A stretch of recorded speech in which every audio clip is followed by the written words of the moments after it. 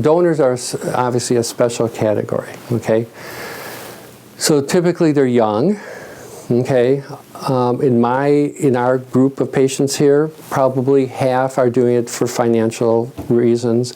Half want to make money, but they're actually doing it because they've had a family and they want to help other people out, okay?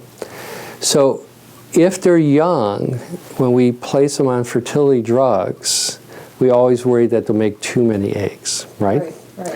And so if you make too many eggs, which means that your estrogen could go sky high, then you have a risk of ovarian hyperstimulation syndrome, which means that you start retaining fluid, you get really nauseous, you're vomiting. That usually occurs about 2 or 3 days after the retrieval, actually, and you could be hospitalized for that. And sometimes you get so dehydrated because the fluid's moving from your vascular system through your abdominal and lungs. So it's filling up your abdomen, you get really bloated.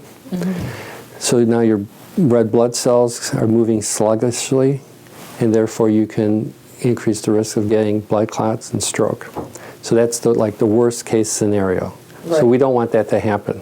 If we're doing fresh donors from our own pool of donors, we want them to not be overstimulated, okay? But on the other hand, we know that the more eggs that we get from them, the better chance that our recipient's going to have a pregnancy.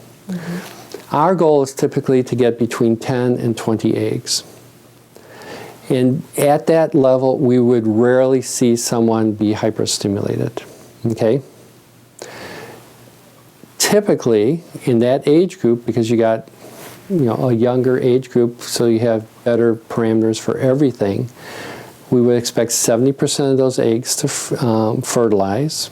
We would expect of those that fertilize, at least 70% of those on the 3rd day of the cycle to be good quality embryos. And then if we continue from that point, some transfers are done on day 3, some are done at the next stage, which is day 5, called a blastocyst. Okay?